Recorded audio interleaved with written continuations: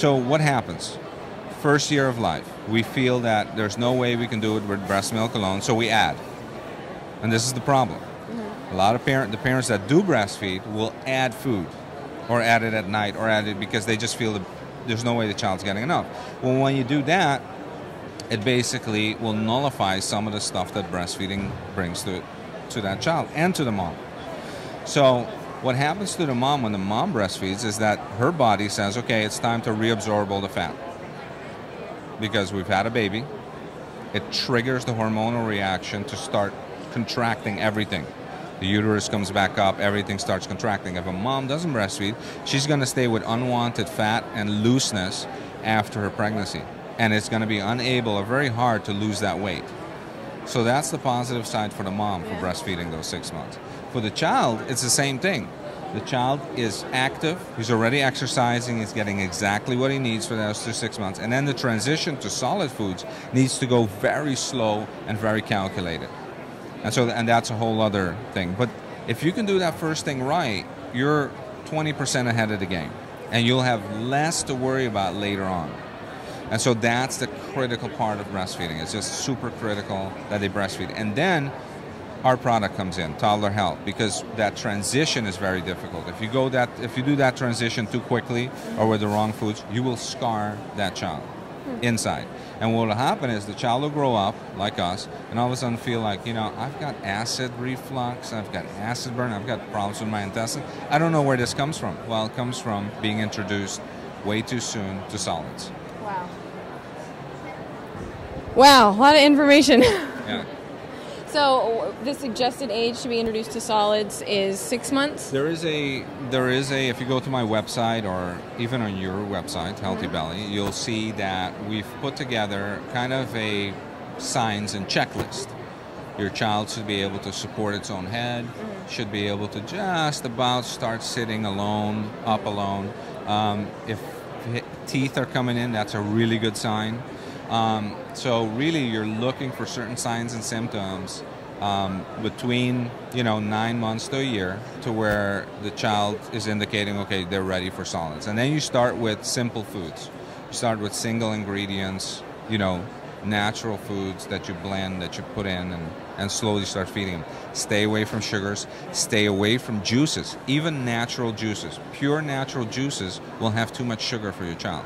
And sugar is one of the main problems we're seeing with the obesity crisis. Once that child tastes that sugar and gets used to it, fruits and vegetables are out, anything healthy is out, and now you've got a problem child. Okay, so what you're saying, that first year of the baby's life is really, really important to set the tone for the child's whole life. Yeah, really it is. And it doesn't mean that if you didn't breastfeed, it's pandemonium. No, but then you really have to look at your next steps really carefully. And so what we've done in the research, and the research that I've done, is look at all those steps and saying, okay, where does the government play a role? Where does school play a role? Where does the economy play a role? Where does the business sector, economic sector, tourism sector, depending where you are, what country you are, where does everyone play a role? And the roles that need to be played is specifically in the first year of life and then the first 6 years of mother and child. Because we have to admit there's a lot of single moms, there's a lot of people raising, and if it's not a single mom, it's both parents working. So we really have to focus our law systems, our schooling, our crashes, where you bring the kids before, on that, on supporting mom and supporting the parents for the first year, and especially for the first 6 years, because those are the critical times. Now, what can parents do? It brings us back to, okay, what about before that first year? Yes, there's a lot before that first year. The research shows that you really should, as parents, when you decide to become parents, do a health check, both mom and dad. And again, I'm gonna give mom the bad news. And this doesn't allow dad to do whatever he wants. He has to be on it too.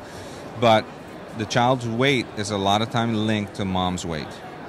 Okay, so that there's a closer connection there than to dad. But at the same time, children live by examples. So if they have two parents that are not in shape, are really out, that's usually what's going to happen to them. Or they're going to struggle to be fit their whole life. And you don't want that. You want to make it simple for your child to be fit. That'll be natural to them to be fit. So the way we do that is first do a health check. Mom and dad do a health check and say, okay, what lifestyle habits should we change? Conception. It's like we want to bring this child into the world, but we need to get us straight first.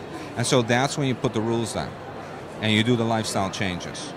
Do not wait until a child comes into your life. It's going to be too late. So you do it then. Then you really have to look at mom's weight and the weight she gains during pregnancy. Now, this is the research.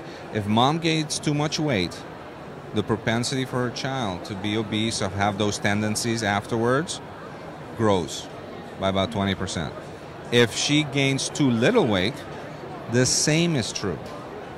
So that's why we have obesity in a lot of poor countries, third world countries, countries in development. You see that these starving kids, once they get the normal amount of food, their bodies will put everything as fat.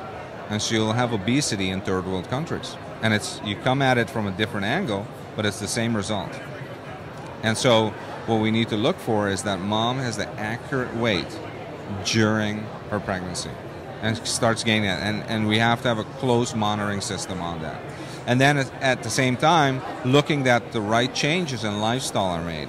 And so then you're really setting it up. You're setting it up for your child because, in the end, you want to raise a healthy and fit kid, but you want that child not to have to struggle its entire life to force itself to go to the gym.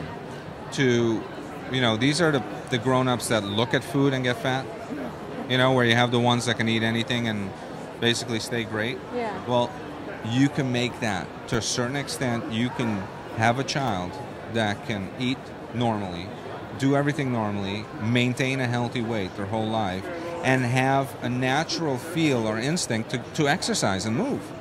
And this is all set up during pregnancy, the first year, and then the first 6 years for habits. So it's super important. That is a critical time.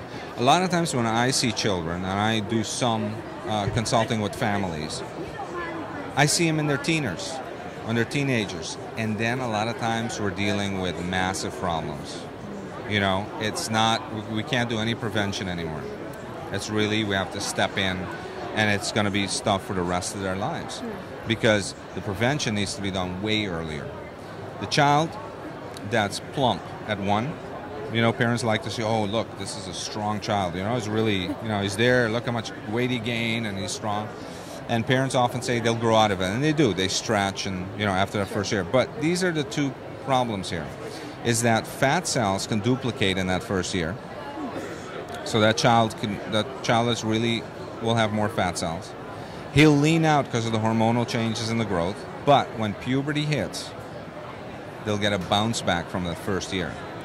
And that's why during puberty, a lot of girls, a lot of guys will all of a sudden gain all this weight and not be able to lose it. And parents come in a panic with like, I don't know what to do. I don't know what to do. And it's from that first year.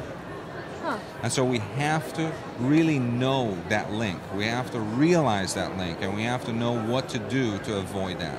And that is the critical part. And that means if you do the right decisions, if you go to healthybelly.com and you follow that, and you do the right moves, you will avoid that, and you will gift the gift of life to your child instead of gifting the gift of diabetes, heart disease, hypertension, cancer, obesity, all that comes with it. And that's the stuff I see daily with kids. So it's super important to do the early steps right. Well, Dr. Visser, thank you so much for the loads of information you gave us. And everyone can find Toddler Health at toddlerhealth.net? Yes, toddlerhealth.net. You can also go to drvisser.com. Either one will get you there. Well, thank you so much for your time. Thanks for watching HBTV. I'm Amber Goetz.